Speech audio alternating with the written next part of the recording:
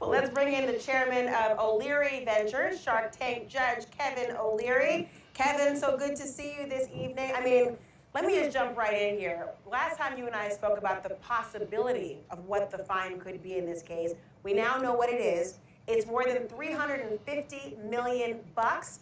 That's a huge financial hit, and I'm wondering, where is he going to get the? That is an insane amount of money, and that alone will probably get whittled down, even if this goes any further. This money.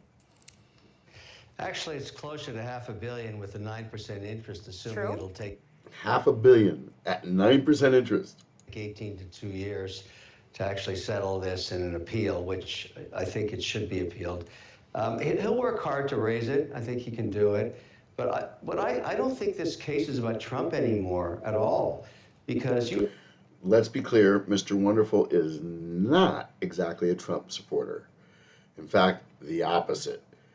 You heard the governor of New York come out yesterday and say, look, everybody, don't be scared about doing business in New York, because the only people we prosecute are people like Donald Trump who don't behave well. That didn't go over very well with the investment community, because we're all asking each other, who's next? This was a victimless crime. Nobody lost any money. And by the way, what does it mean, didn't behave well? And a judge out of nowhere put on a $355 million penalty. I mean, who's... Look at her body language. She cannot even believe that Mr. Wonderful is supporting Donald Trump. Although he's really not. He's supporting the American entrepreneur and capitalism. But look at her face. Who's next? So if you Well, think Kevin, about before I don't want to cut you off, but I hear about the so-called victimless crimes, but the laws on the books, falsification of business records in second degree, issuing false financial statements, insurance fraud, conspiracy, and all these different aspects of it, those are actual crimes. I take it your point is that these should not have been prosecuted?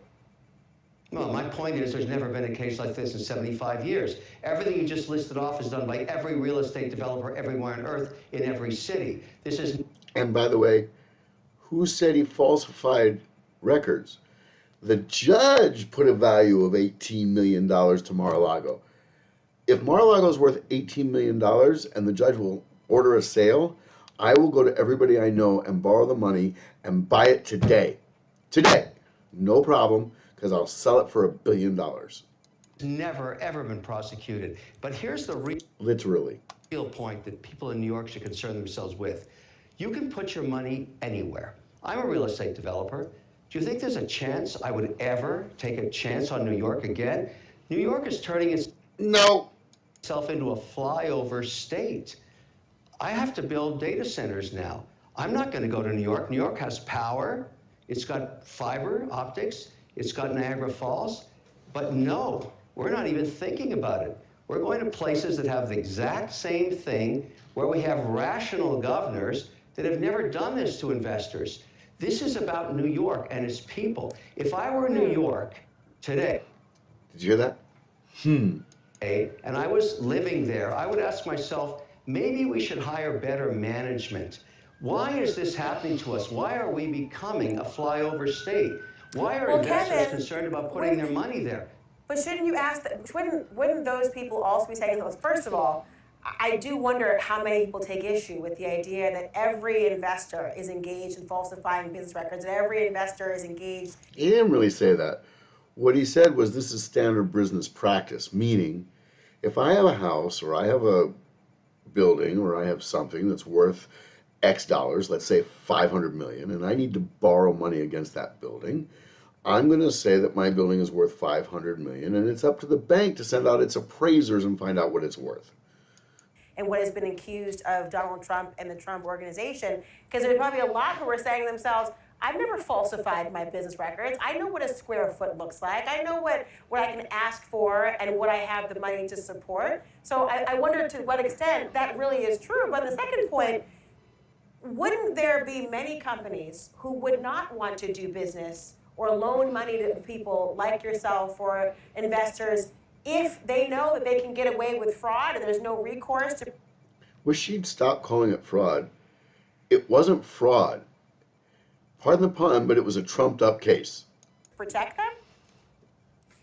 Excuse me, what fraud? This is not about Trump anymore. When I you know. get a developer that builds a building and he says it's worth $400 million and he wants to borrow $200 million from a bank, which happens every day, everywhere on earth, including every American city, every developer is an entrepreneur. They shine the light on their building and they say it's worth 400. The bank does its own due diligence, as was done in this case. I think that's what I just said. And more importantly, the bank has an army of appraisers. They are responsible to their investors, and they're not going to lend $1 unless they can verify what it is that the applicant is saying.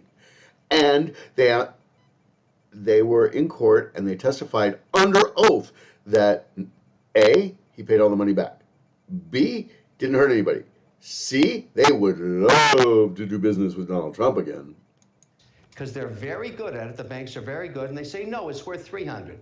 We're only going to loan you 150 million. That haggling has gone on for decades. That's how it works. And then in this case, even the bank that was supposedly defrauded testified and said, we didn't lose anything. We want to do business with this guy again. We'd like to. But the judge said, no, no, no, no, no, no. Let's penalize this developer for $355 million. And if we're going to do that, let's penalize all the developers all across America. They've all done the same thing. All of them. Yep. That's the problem.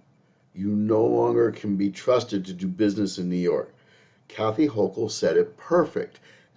For the ones who act right. Act right means you're not on the Republican or conservative or libertarian side. Should go to jail and we should stop building buildings. That's what the message is from New York. Even the governor herself is concerned about what this looks like to investors all around the world. It's not just U.S. domestic.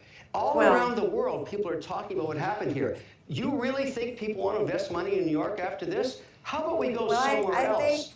I think there are people who would, I don't want to cut you off, but I want to converse with you instead. You just did. It's only because I want to have a conversation. She's like, I don't want to cut you off. And Mr. Wonderful's like, but you just did.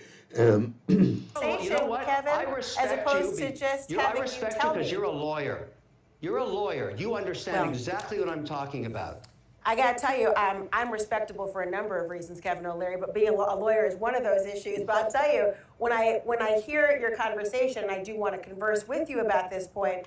I understand that there are legitimate concerns that were raised during the trial and will continue to be raised about who the quote-unquote... Like conflict of interest, like a judge who had it out for the defendant, like not having a jury trial, like not having due process. Yeah, there were a few issues. Who is actually bringing the suit? It wasn't the banks who were saying that we as consumers or unsophisticated feel this way, but Letitia James, the Attorney General, and I know you want to expand beyond Trump, has suggested, well, it's about making the playing field level for those who are not the major and billionaire investors, but for those who... How exactly? How did this do that? First of all, $350 million or closer to $500 million is an insane, I'm going to get you, I'm going to bankrupt you, I'm going to make it impossible for you to keep running for president.